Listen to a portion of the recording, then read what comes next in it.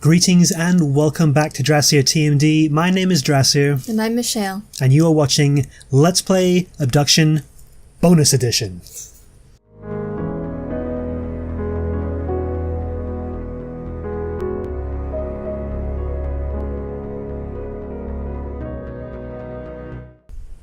So, first thing we're going to do is head back upstairs to where we saw those carts that have the triangles, the signs on them. Yes. Because there's something up there that was pointed out to me that I want to take a quick look at.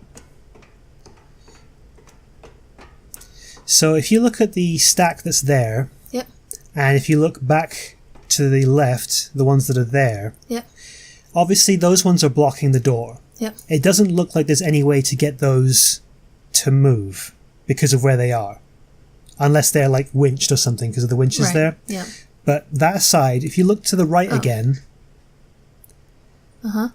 were there more of those there the last time we were here? Like on both sides? Yes. On the track that we're on now. These things that have like the big pipe and the panels, whatever those are, they look like road signs to me, but they're not. Right. Did it seem like there were more of those there? Or that they've moved or something? They may have moved. It seems like it to me. Yeah. And I suspected as much the last video, but I didn't say anything because I thought it was just my imagination. I figured I was just remembering it incorrectly. Well, once again, Super Trigger Finger has cottoned us on to the fact that they have moved, or they have been removed, or something. Someone's been messing with them. These are the devices that CW is working on. That's what he's doing. But in order to see what he's doing, we need to go back down to the bleeder. So we'll head down there really quick.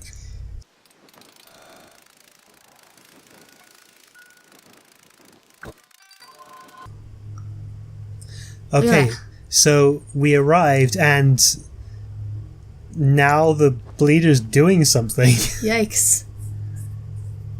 I remember it doing stuff before. I don't remember seeing those things moving around like that, though. Do you think it just released some of the energy? Probably. We probably literally just missed it. Okay, so let's take a look around, because apparently it's around here that CW has been messing with devices. Yeah. And actually, we're going to go ahead and leave past Drasier and Michelle to mutter amongst themselves while we go talk to future Drasier and Michelle, because I actually made a mistake. The comment I read actually had to do with a different location and I misremembered it. So we're going to go ahead and head over there. Yes, indeed. Post-production Drasier spoke the truth. A mistake was made and it was mine. And so I apologize. I misread the post that was made, and so we're actually going to be heading back toward where CW is to go up to where the battery is, and then along the one of the little like railroad tracks, and we'll show you what I missed when we get there.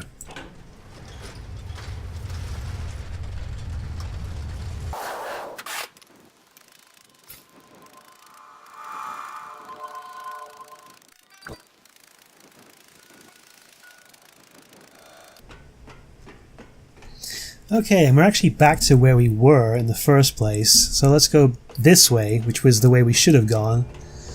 To go take a look. Nope, nothing to do with that. Keep on moving. Oh. Yes. I see it now. Yes, indeed. That was not there before. This was not here before. That wireframe looking thing and those panels, which are made up of triangles, which we saw on the cart. I should have known because it didn't even look like what I had said. And that crane right there is what's been winching them up off of the rails, which he can get to from where we were because we travelled with the laser device. Yes. He winches it up onto the track and I guess assembles that stuff, which is a pretty hefty task for one guy. I'm assuming he used the winch also to... Look at that. Oh, and it turned the tree red. It did. It sucked energy from it or something. Interesting. Can't get too distracted. It's supposed to be a short post-production thing. So yeah, that's pretty much what he's been working on. And I assume he will continue building more of these as time goes on, as we said. Because apparently more of them get moved over time. So, yeah, that's pretty much the long and short of it. We're going to go back to us. Oh, it's slowly turning back to green. We're going to go back to past us to let them continue the episode. But if we make any reference to the bleeder as being what CW is working on, just ignore us. We have no idea what we're talking about. I was just going along with what he said because I didn't actually see the comment. Exactly. She failed to notice my mistake, therefore her fault. And you said you're the boss, right? Therefore... So I guess that means you're fired. Dude! Okay, I guess we'll go back to the other section. Oh, is there a crab up on that tower thing? A what? A crab. Or something. What is that? Maybe it's one of those bugs that flies around. Oh, maybe. Yeah, you're right. The beetles? Yeah. And it's just not flying right now. So, that was one of the things we wanted to point out and have a look at because we were not aware of this ourselves. The other thing, though, that we wanted to do was, as we said, go back and check out some of the lore. So we're actually going to make our way back to Farley's house really quick. So we'll see you there. Okay. So as promised, we're going to go through the lore that's in here and try and give you an idea of our thought processes as they came up while we were reading it. Because, as we've mentioned before, we played the game prior to its release as beta testers. The one thing that we did not get a chance to do is actually read the lore. So, in retrospect, we should have read it the first time on screen, but we didn't. But we're going to go ahead and do that now. So where do you want to start? This? Yep, whatever's available. Seed information. Okay, so do you want to read this time? Or? You can read. Okay. Ambassador seeds were first documented about 150 Earth years ago. They occur about once every 400 days if the trees remain healthy. Natural seed swaps occur between pairs of seeds that, we now know, dropped simultaneously from healthy trees in paired sphere. Okay. When each seed was touched by species in sphere... Okay, they're just shortening their notes. I thought it was weird the way it was worded. Was touched by species in sphere, the swap occurred, sending an ambassador from each sphere to the paired sphere. Location of the swap is defined by the locations of the pairs of seeds. After the first swap, the seeds recharge quickly, allowing for a quick return. First meetings were intense but naturally short. It was quite a surprise for both the Mofang and us. I guess that was the first meeting? First contact, yeah. Over time, the seeds required more time to recharge, producing longer visits between species. So these sound different from the seeds that we arrived in, because the one we had looked like it was done. It was spent, and actually these sound more like the ones that we used to get to Murray in the last episode. Yeah. Anyway, we'll get to that. Collector seeds. Everyone who arrives is familiar with the collector seeds. These must be the ones, that we used. The bright light that we are all drawn to right before the event that brought us here is a collector seed. What new arrivers may not be aware of is that these seeds, like all seeds, come in pairs. When the tree drops a collector seed on the ground, it signals that its twin has begun its quest for a new being. Excuse me, I thought it said beginning. That search may take hours, may take years. When an appropriate situation, unnatural threat of death, is found, the seed activates and swaps. Oh, that reminds me, we did read in some of the accounts, which may be the ones that we haven't read on screen yet, that there were some people who were like in a storm. Yeah. So I wonder if that's what... because they were in danger? Yeah. And I don't know if that's the case with us. Was there like a bear nearby where we were because we were out in the sticks, or some crazy guy. There was a storm though. A storm, true. When we were there, there was lightning. You think we may have been struck by lightning? Maybe. I mean, not actually struck, because obviously we weren't, but could have been. Right. Since that's what they noted down here. Anyway, it's found the seed activates and swaps a smaller but varying sized sphere from Earth or whatever appropriate homeworld here to Hunrath. Okay. That begs the question, though, if this is Hunrath... I'll puzzle that in a second, actually. I'm getting too distracted. As Hunrath became more populated, we would watch for a newly dropped collector seed, collect it, and place it in the entry canyon area. This allowed us to provide a more predictable entry experience for new arrivers, and provide a single area to collect any resources that may have come along with the new arriver. Unlike ambassador seeds and mother seeds, collector seeds do not seem to survive. The inner core is spent, leaving only the lifeless outer husk. Okay, so we that's what we saw in the cave. I bet it's still there, actually. Yeah. I wonder if anything's different back there. What if someone came while we were here? I don't know. Mother seeds. Postulated but unverified.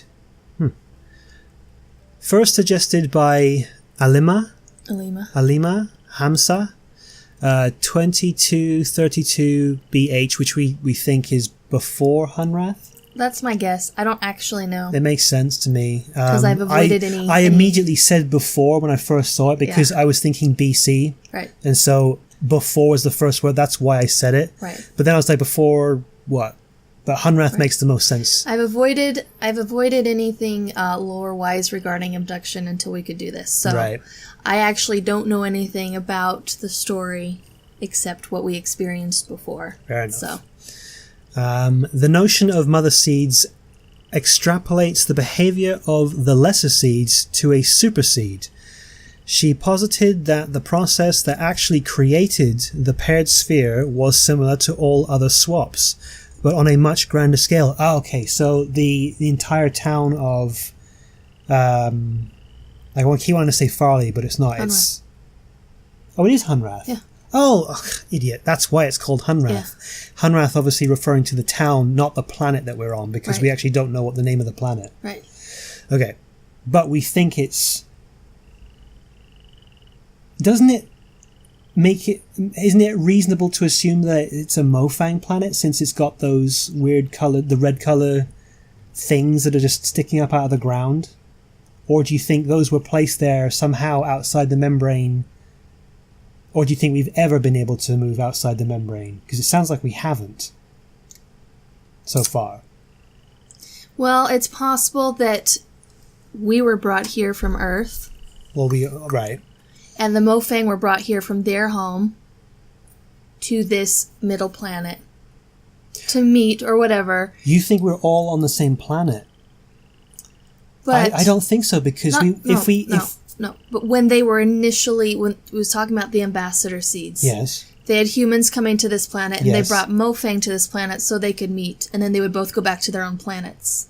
Or we went to their planets, wherever they are, or their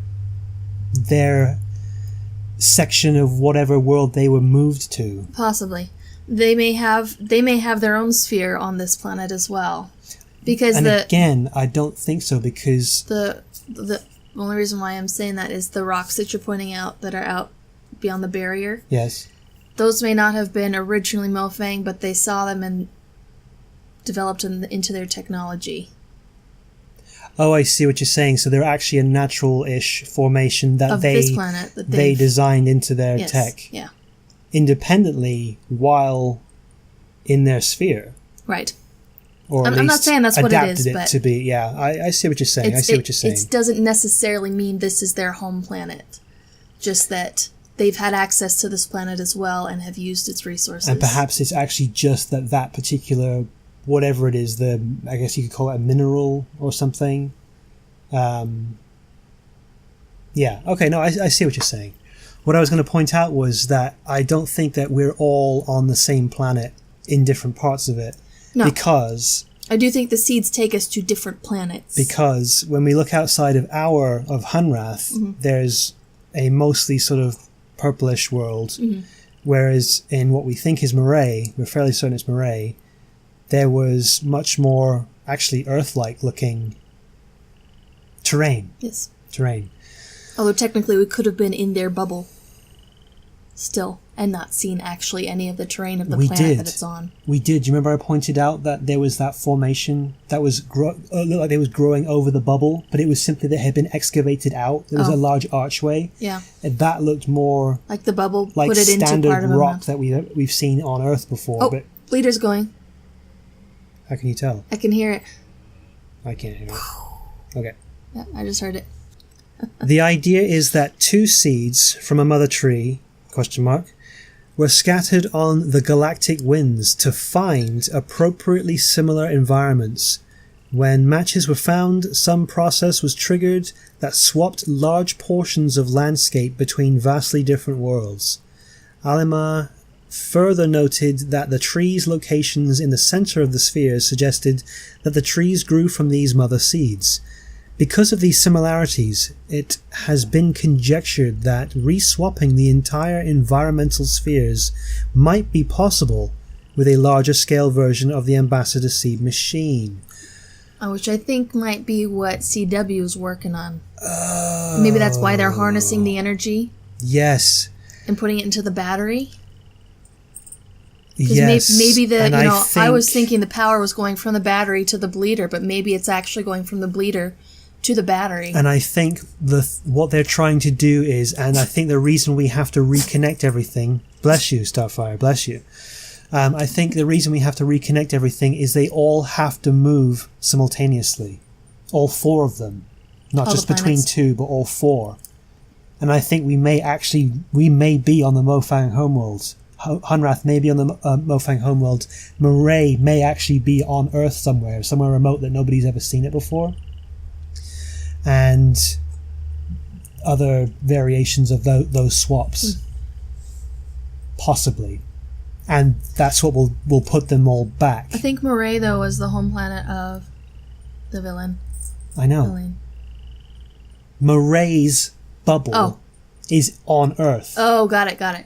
Hunrath is on the Mofang homeworld. So a bubble of Earth. I'm just conjecturing here. I don't know that for sure. It seems purely based on what we've seen, and to be fair, we've only seen a fraction of the world we think is Moray so far. So, okay, next page. Sorry, I didn't even realize I got to the end. Is that it? Okay, so that's it for the seeds. Yeah. Okay.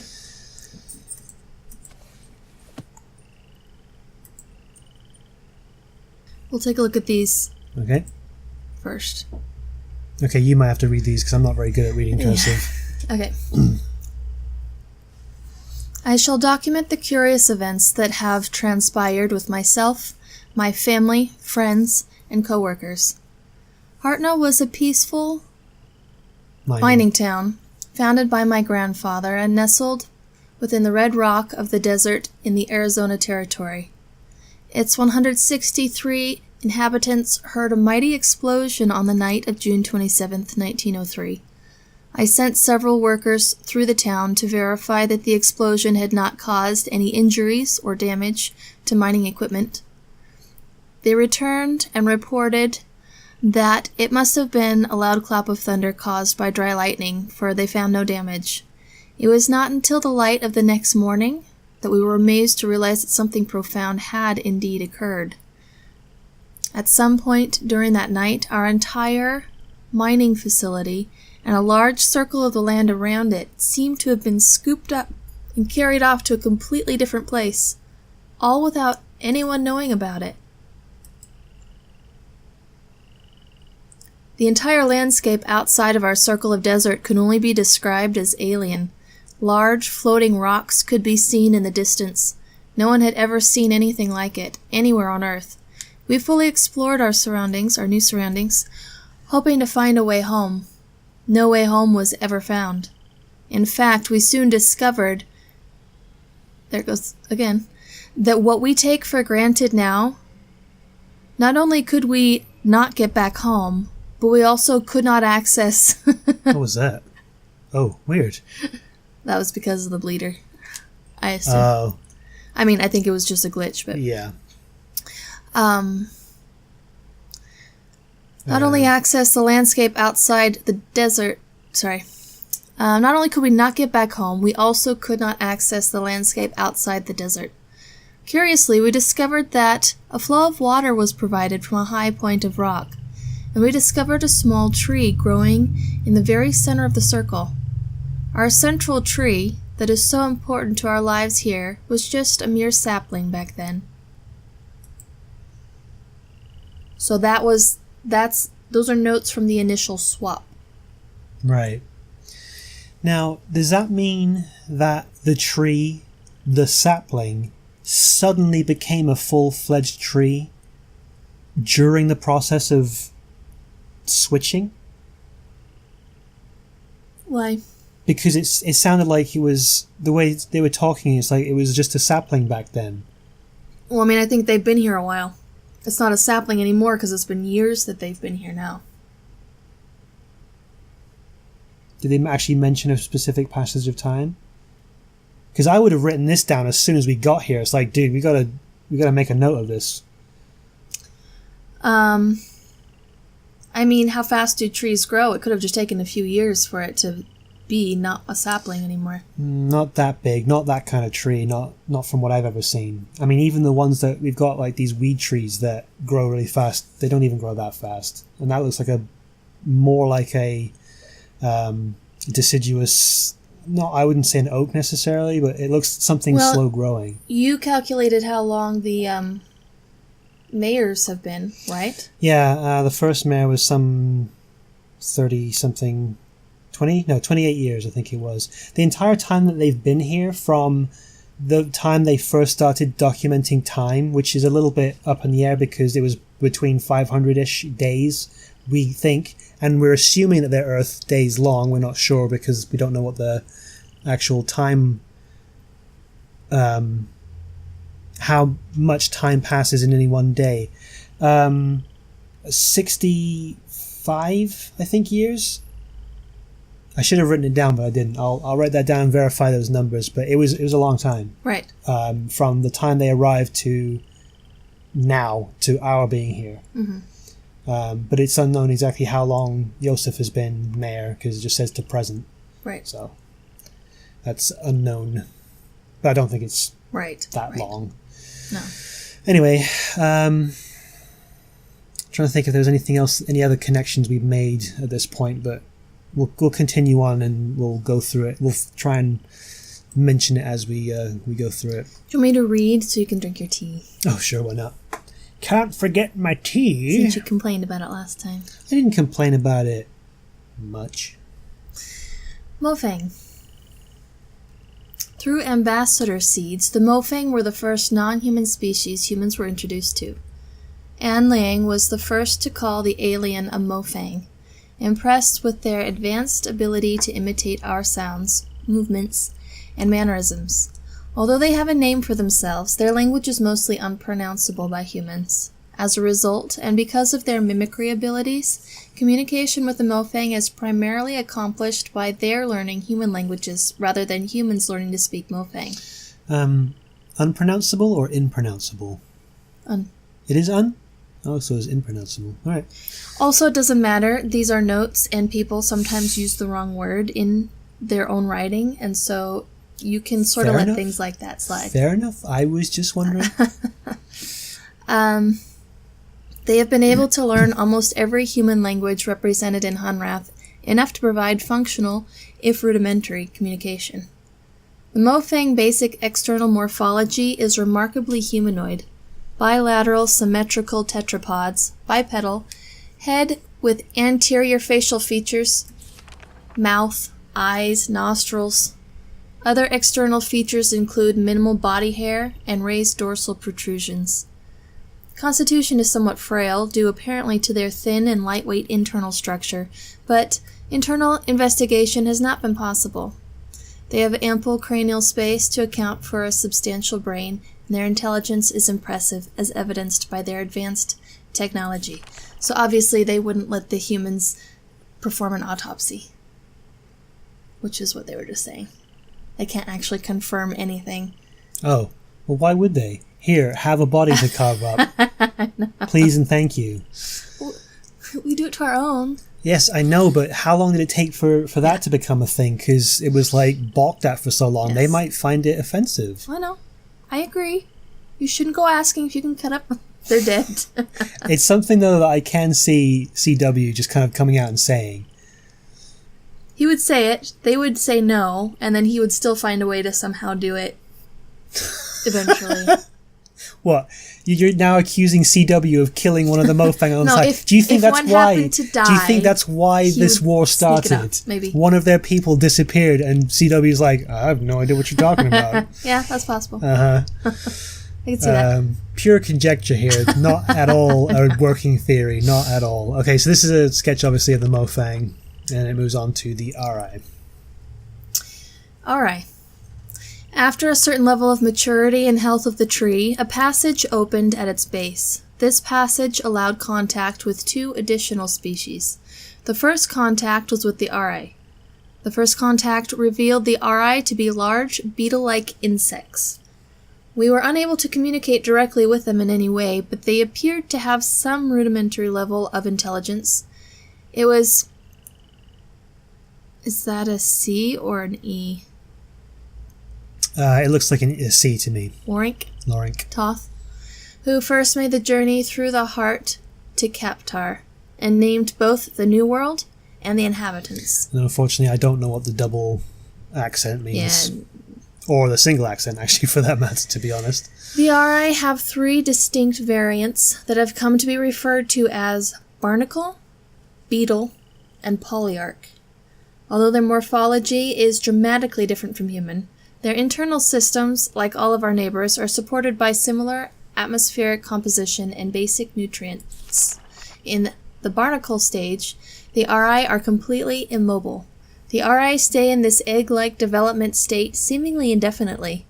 In order to hatch, they must be in proximity of a polyarch and fertilized by the beetles after a certain stage of maturity. Now, we wondered vaguely if those things we saw on the spinning sphere, the one that's on top of the motorbike-driven thing, we wondered if those things were these quote-unquote barnacles. They made me think barnacle. Right. And so I think they are. I think they are barnacles from Kaptar. Kaptar, I guess, is We've got some of the beetles flying around. I assume these are the beetles of Kaptar.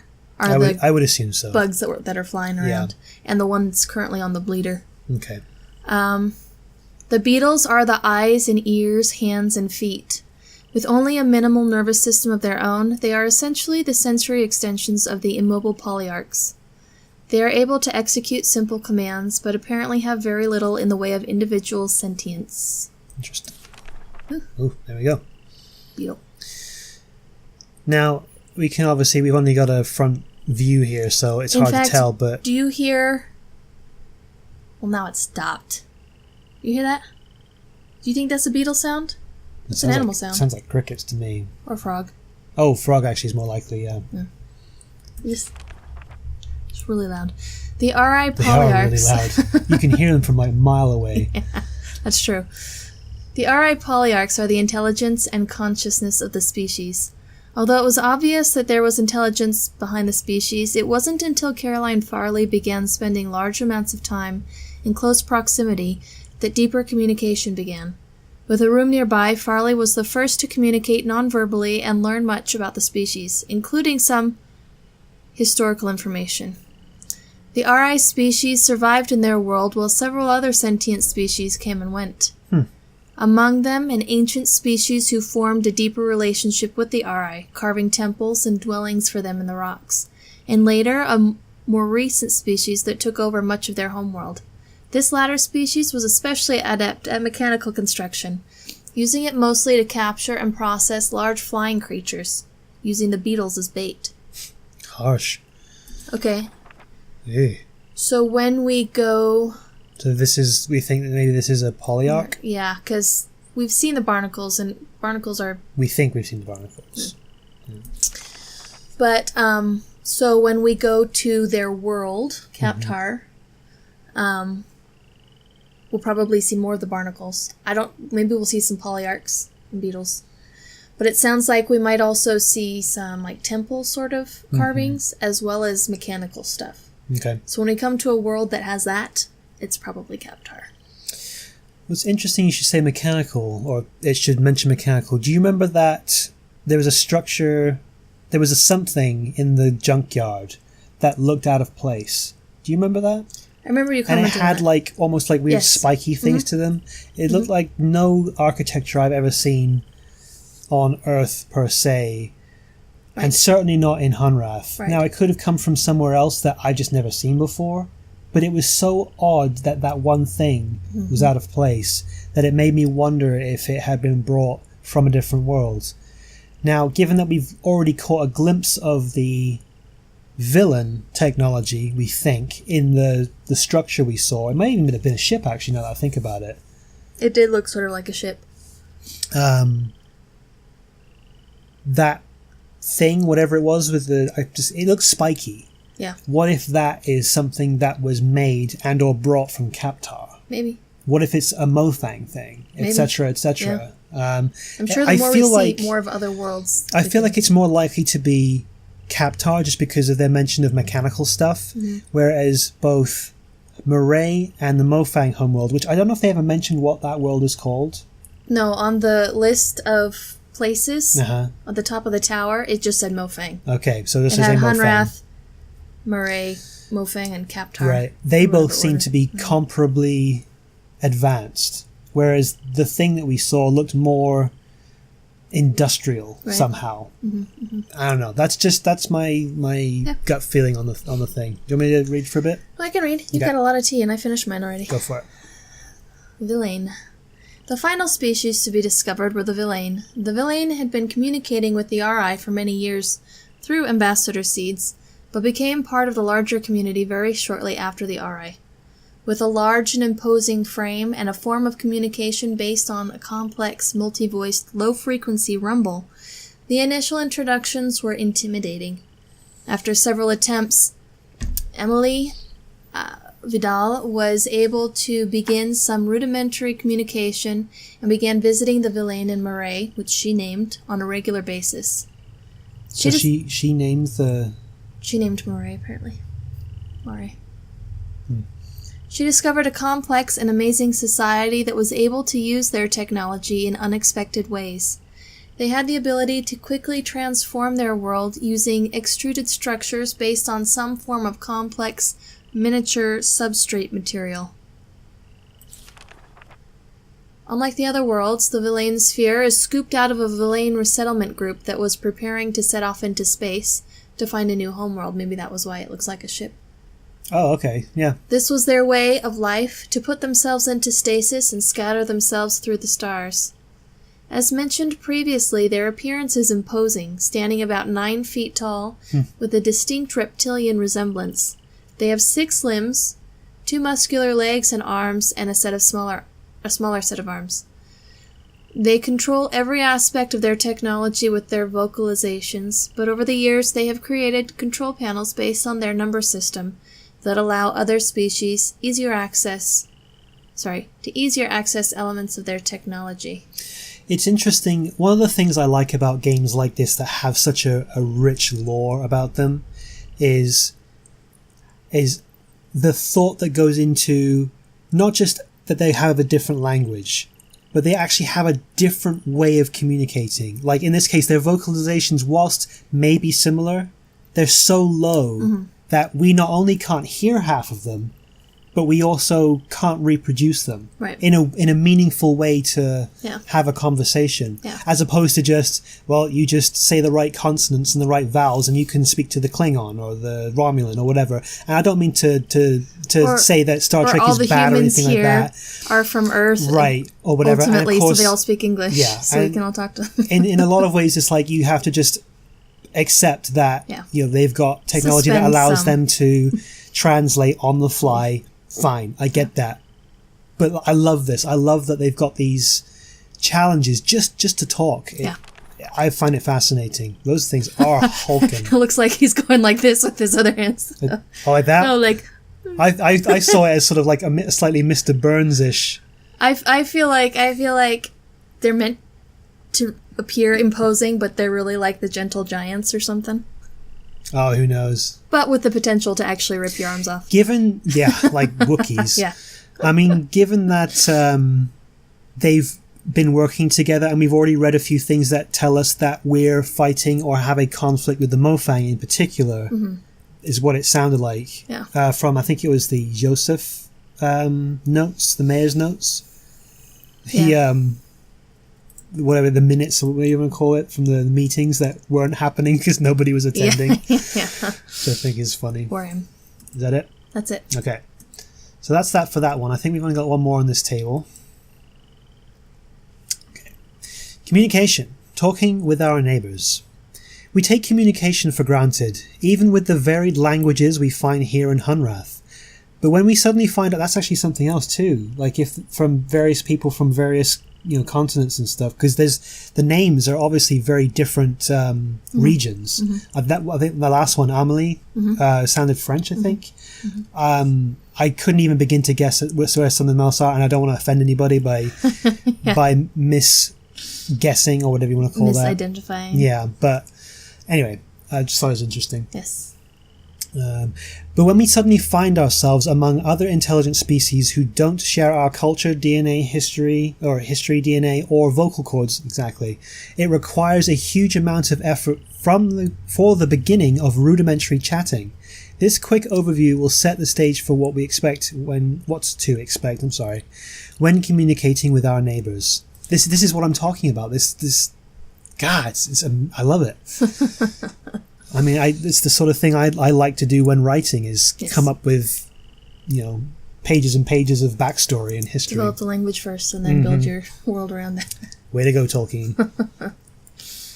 Anyway, the Mofang were the first non-humans we met, which we had already surmised elsewhere. With at least some level of similar physical vocal generating abilities, they picked up human words quickly. This early mimicry resulted in what the species became to be called. Let's keep going. Right, but what does it mean by that? Mofang. Is there a type of species or something that is good at mimicry that we don't know? Maybe Mofang means mimicry or something like that. In their language? Yeah, okay. We'll have to look that up later. What the species became to be called. Even though they were able to mimic single words and simple phrases, it became evident over the years that huge grammatical differences were not easily overcome. Some have proposed that the difficulty may have arisen because the Mofang insisted on attempting to learn every human language, and as a result were never able to lock onto any consistent grammatical structure. Nevertheless, in spite of the rudimentary sentence construction, it has been very easy to communicate, and it has been unnecessary for us to learn their language beyond a few simple phrases and proper names. If you'd like to learn more about communication with the Mofang, please contact Tam. The Verlaine have presented a particular communication challenge. From what we can gather, they provide sounds using two large... What? I said produce. You said provide. Whatever. They provide sounds. Don't rag on people because they use different words when. Yeah, but that's a matter of you reading it wrong rather than writing it wrong. They produce sounds using two large reed-like structures inside opposite sides of their heads. The vibrations generated are channeled to resonance chambers in their skulls, where they are combined into a complex, low-frequency dual tone.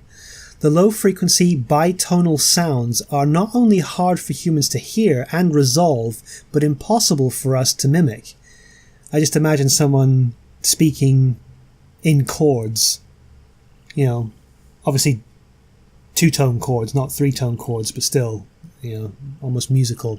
R2 does that sometimes. Yes. That's actually something they could have done if they had enough computers around. They could have generated a system like that. Yeah.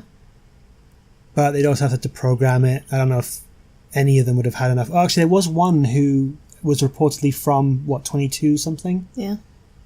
But they may not have been a 2042 programmer. or something like that. 2042? I thought it was I feel 22 No, something. I feel like it was in the 21st century. But Okay, well, either way. And they wouldn't necessarily have been guaranteed to be a programmer. Androids. Or an android. They wouldn't have been an android necessarily either. Anyway. And the villain's hearing is also oriented toward low frequency, so they are unable to hear most of the sounds associated with human speech. Therefore, communication with the villain is relied on technology. They have adapted consoles which the villain fluidly control with vocalization for use by other species. Over the years, some individuals of other species, including a few humans, have learned to communicate very effectively using this method. Humans have been able to pick out some higher frequency characteristics of certain key villain words over the years. And although we can't speak to them in any way that the villains can understand, we are occasionally able to hear and recognize these words when spoken distinctly by the villain. If you'd like to learn more about communication with the villain, please contact Vito. But that's pretty much what we were saying, although that's a much more manual way of doing it. That's more or less what we just said. Okay. The RI. None of the stages of the RI morphology have any vocalization apparatus. Because of the obvious synchronization of the barnacle flash, whatever that is, and the ability of the pawns to provide for and address the needs of the polyarchs, it was assumed that the species could communicate effectively. It was not until Farley began to spend large amounts of time in the polyarch antechamber, almost said architecture, that the first clues to this communication became evident.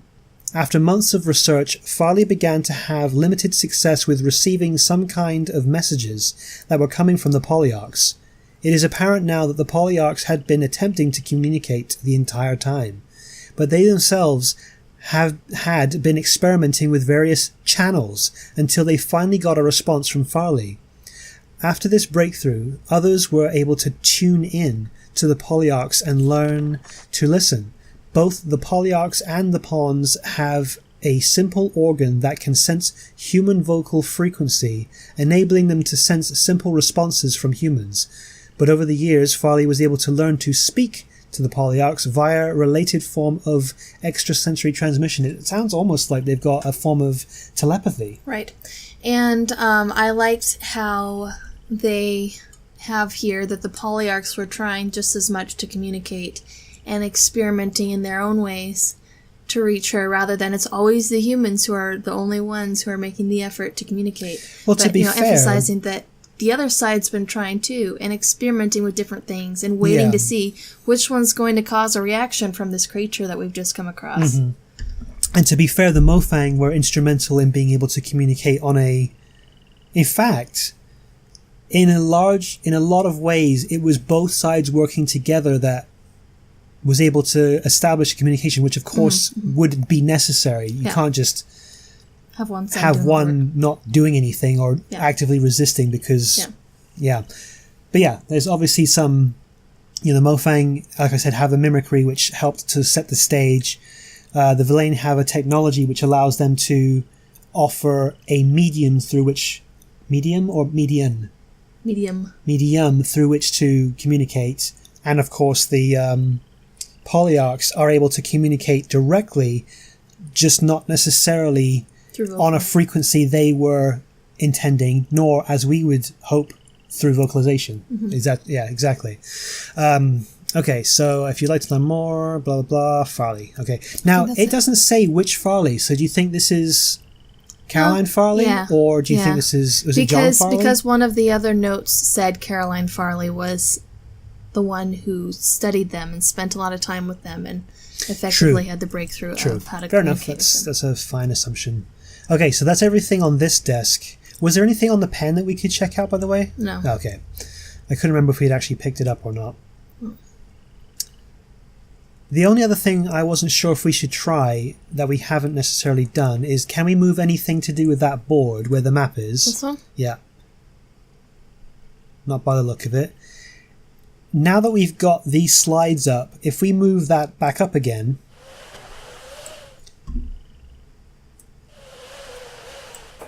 Do we glean any information from the blackboard itself? No. No? I mean... I don't think so. It was just a long shot. I wasn't sure if like a light frequency would show up like a dark light or something. Right. But I don't think that's the case, so let's not worry about that. The other thing in this room, we already went extensively through the tape. This was just a list of things, right? I think so. Welcome to Hunrath. Please give us a bit. Oh, that's right. We did read. We didn't read it out loud, though. This was actually what I was talking about, yeah. On my boat and bad storm. Oh, you're right. It was 2042. Portland, United States. Skiing, Mount Hood. You can get hurt skiing. True. I can't read it. I had just arrived and was... driving my supply truck along the coast, south of Manakara, when I recall being washed away and the sea appeared.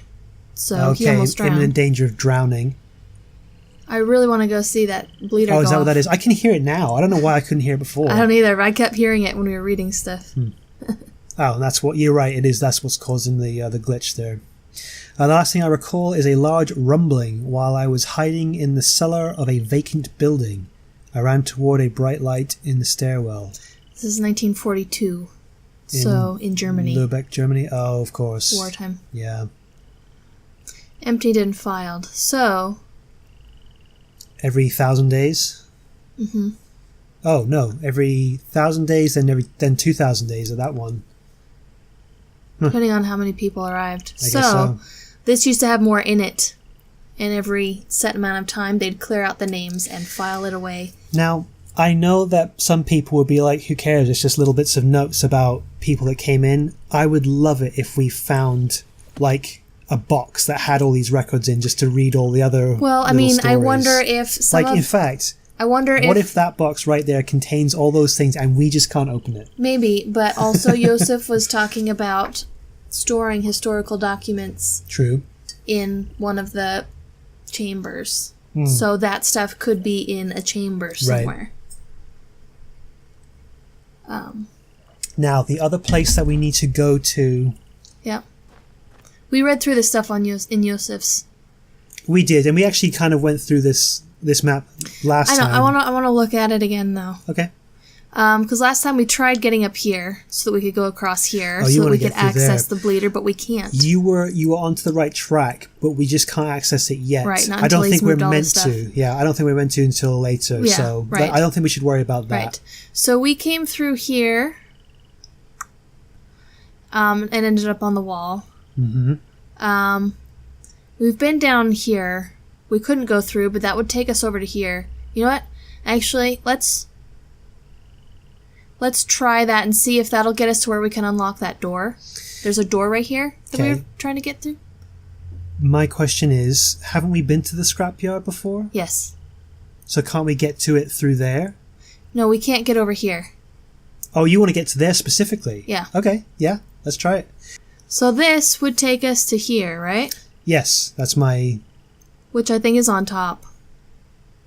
So this would take us to here. Yes, but that wouldn't help us because it looks like we can't traverse that either because it's a canyon or something. This is the wall. This is how we got to the tower, okay? Yes, I agree. So this is how when we finished with the tower, I'm like, let's just go straight ahead. Boop. We went straight ahead and it took us here, which got us up here. Mm-hmm. Which allowed us to come down here and get into the tower on this side. But we couldn't find a way to get down one way or the other. This is a wall, not a tower. Or this is a wall, not a canyon. Okay, that's fine. There goes the bleeder again. I want to see where that one takes us. Let's roll. Shall we? Go.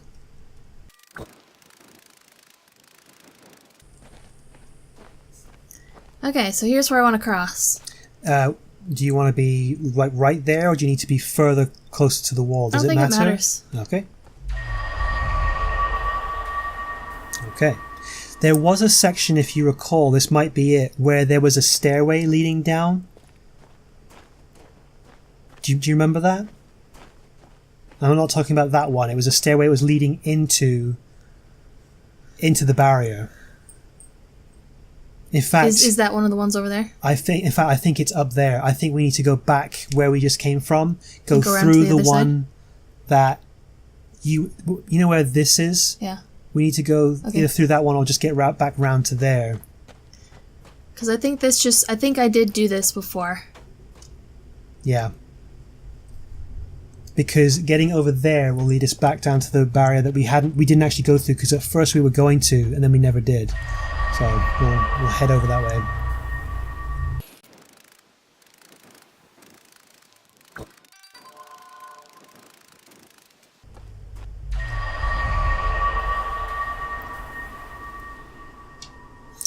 Okay, now if you turn to the right. Over here? Maybe not. Yeah, continue that way really quick first. No, we're going to have to go. Oh, no, you're right. Yep. Okay. This one specifically, I don't think we've been down through here. And this is a very specific...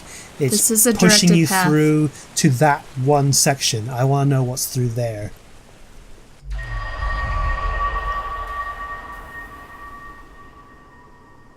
Oh, we're on top of the... Or are we? I don't think we've been here yet. Okay.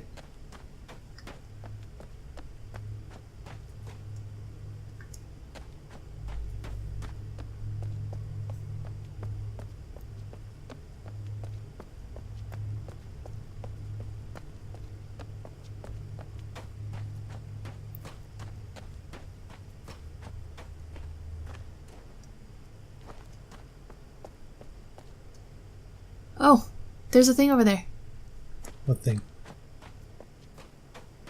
Right here. I think I had looked at this before. Oh, in that's fact, the one this that we is this. saw. This is this. Oh, go around to the right. There's a button there. I think you can open... No, not that. There. I think you can now open that up. Okay, so now we can approach that from the other side. But this opens up another area for us to go explore. Yes. Okay, so this is going to take us, I'm assuming... Oh, in fact, this is the same color as that thing. The barnacles. So It this will is. probably take us to the RI place. Yeah. Captar? Captar.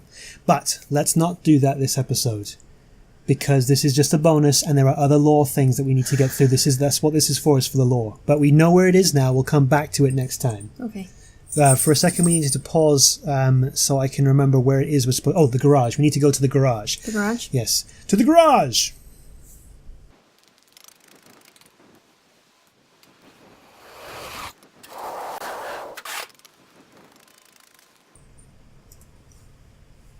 Alright.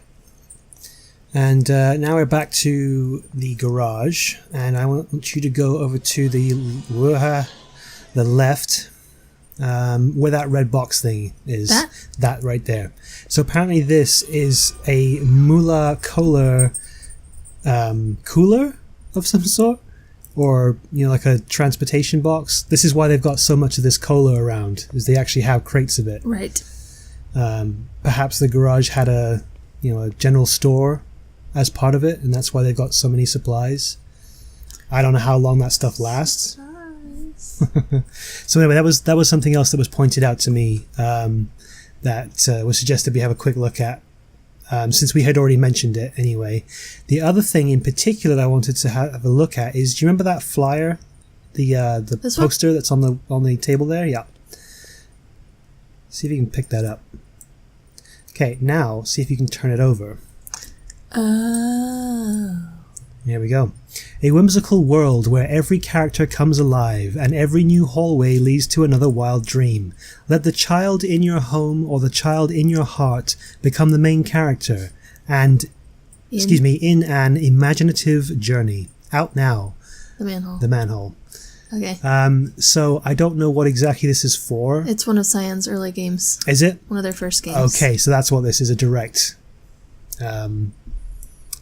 I wouldn't call it a nod. It's obviously Direct. a blatant Easter egg. Yes. Go ahead and turn it back over, because since you can move it, you'll be able to read the top and bottom. Are you in trouble? Need help? Call 1555. Help you. We can help. Kenway Bilhem? Bail Law Officers, free consultation. So again, I don't know who these three are, but I think they are people who worked on the game, but I don't know that for sure. That would be my guess. I would guess some... And again, we can look this up later. I'm loath to look up abduction stuff because the number of times I've done that with other games looking for a specific thing and have gotten spoilers for it. Right. So I'm unwilling to do that as it is. So that's all I really wanted to see in here, unless there was any other bits of paper that we had seen but hadn't read out. We've already seen the worksheet, obviously. I think that's everything.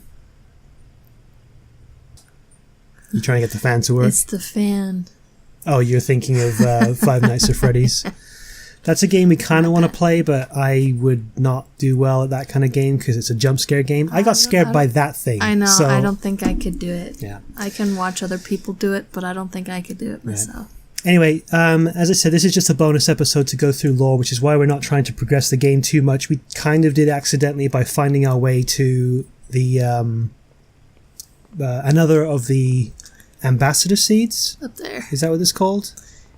Yeah, you're right, up there. So should I move us back up there? May as while well. You talk May as well. I mean, we're gonna be leaving from there next episode for sure because there's no way we're not going to go check that out. Yeah. So once again, guys, thank you so much for watching.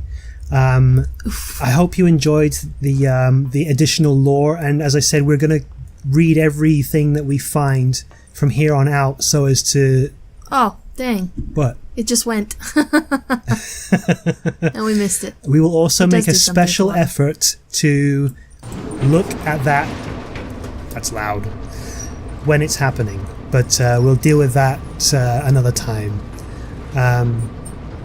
Thank you so much for the support, those of you who've been watching and commenting, subscribing, and liking and everything. It really is appreciated. Continue to do so if you're enjoying what you're seeing, because that helps to let us know that it's something that you like, and we'll continue to do it. Like I said, we probably would anyway, but it's always encouraging. Subscribe if you haven't already, so you can be notified of the latest videos as they come up. The Space Engineers series is uploaded every Sunday, and the Obduction series is uploaded every Wednesday so far. This bonus episode should be out Friday once it's all said and done.